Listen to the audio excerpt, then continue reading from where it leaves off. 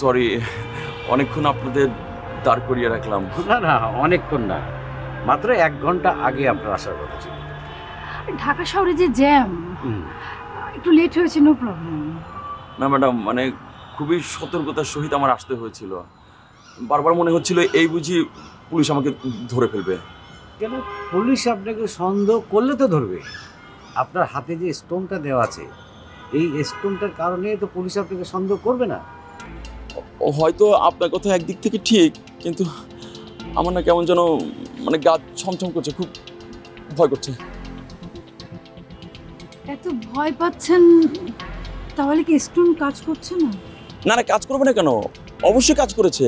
তা না হলে আনিকা ম্যাডামকে কি আমি গুলি করতে পারতাম? হ্যাঁ, তা তো অবশ্যই ঠিক।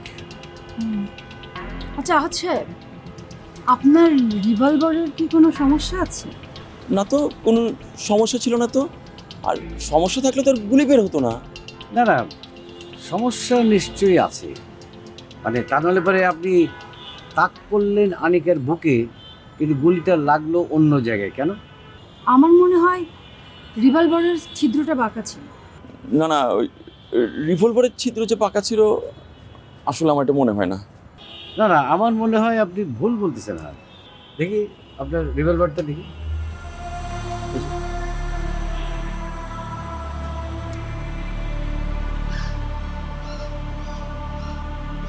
না, রিভলভার তো ঠিকই আছে, তাহলে প্রবলেমটা কোথায়? আমিও সেটা ভাবছি। জীবনে কাউকে এইভাবে সরাসরি শুট করে নিত, তাই আনিকা ম্যাডামকে যখন তাক করছিলাম তখন আমার হাতটা কেমন যেন কে পড়ছিল। তাহলে তো মনে হচ্ছে পাথরের কোনো কাজ হয়নি, মানে পাথরটা 2 নাম্বার ছিল। মনে হয়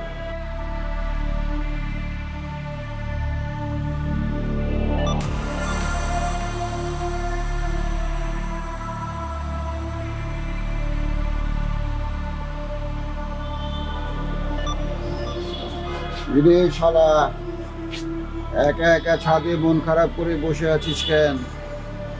মনটা ভালো নাই দুলা ভাই। আরে বাট্টু একটা লোক, দুনিয়ার সুন্দরী সুন্দরী মেয়ের সাথে প্রেম করিস, মন ভালো থাকবে না কেন? মন তো ভালো থাকার কথা। আরে দুলা ভাই, এটাই তো আমার জীবনের জন্য সবচেয়ে বড় অসুস্থের কারণ হয়ে দাঁড়িয়েছে। এই আমাদের বাসায় নাদিয়া এসেছিল জানিস? জানি। নাদিয়া মেয়েটা অনেক ভালো, অনেক সুন্দরী। তোর সঙ্গে যদি ওর বিয়ে হয় তাহলে সেটা হবে বানরের গলায় মুক্তোর মালার মতো, বুঝতে পেরেছিস? দুলা ভাই, আপনি হয়তো জানেন না, এই নাদিয়ার সাথে আপনাদের শিশির গোয়েন্দার প্রেম ছিল। এখন আর একজনের প্রেমিকাকে নিজের প্রেমিকা হিসাবে আমি কিভাবে মানবো? এটা কি মানা সম্ভব? ধ্যাৎ, প্রেম ছিল না ছাই। আপনার এই কথার অর্থ কি? আমরা কক্সবাজারে গিয়েছিলাম একটা ইনভেস্টিগেশন, একটা কাজে, তখন তাকে শিশির স্যারের সাথে প্রেমের অভিনয় করতে হয়েছে। এটা কি প্রেম নাকি? একদিনের জন্য হোক আর 1 ঘন্টার জন্য হোক, প্রেম তো প্রেমই দুলা ভাই। আরে দূর, প্রেম না ছাই। শোন, আমাদের প্রফেশনের কারণে মাঝে মধ্যে এই প্রেমের অভিনয় করতে হয়। এটা আসলে প্রেম না ছাই, ছাই আসলেই চাই। সেটা সত্য না, ঠিক আছে, কিন্তু নাদিয়ার মনটা তো ভাগ হয়ে গেছে। নাদিয়ার মন শতভাগ তো আর আমার হচ্ছে না। তুই যে 100টা মেয়ের সঙ্গে প্রেম করেছিস, সেটা কি তোর কি মন তাহলে ভাগ হয়ে গিয়েছে? বল, তুই 100টা প্রেম করেছিস, তাতে তোর মন ভাগ হয়নি। আর নাদিয়ার সঙ্গে কিছুক্ষণের জন্য হয়তো একটু ভালো লাগালাগি হয়েছিল, সেটা তুই মন ভাগ হয়ে গেল? হ্যাঁ, খবরদার, ভণ্ডামি করবি না। দুলা ভাই, বিশ্বাস করেন, এটা ভণ্ডামি না। আমাকে সব শেখাবে না মন্টু, এই লাইনে আমি ওস্তাদ। তোর ভাগ্য ভালো যে নাদিয়ার মতো একটা মেয়ে তোর জীবনে এসেছে।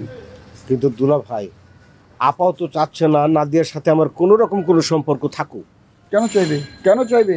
মেয়ে মানুষের বৈশিষ্ট্য জানিস না? মেয়ে মানুষের চরিত্র জানিস না? কোনো মেয়ে মানুষ চায় না তার চাইতে সুন্দর একটি মেয়ে তার সঙ্গে আসুক, তার সংসারে আসুক। তোর আপার খারাপ লাগাটা বুঝিস না? এটাই হচ্ছে কারণ নাদিয়া তোর আপার চাইতে অনেক সুন্দরী। দুলা ভাই, আমার জীবন থেকে বোঝাবুঝির সব দিন শেষ হয়ে গেছে। চোখে মুখে আমি শুধু ধোঁয়াশা ছাড়া আর কিছুই দেখতে পাচ্ছি না। ফালতু কথা বলছিস? ধোঁয়াশা না, ফালতু কথা এটা। তোর কথা শুনে কিশোর কুমারের সেই গানটা মনে পড়ে গেল, ধোঁয়া ধোঁয়া ধোঁয়া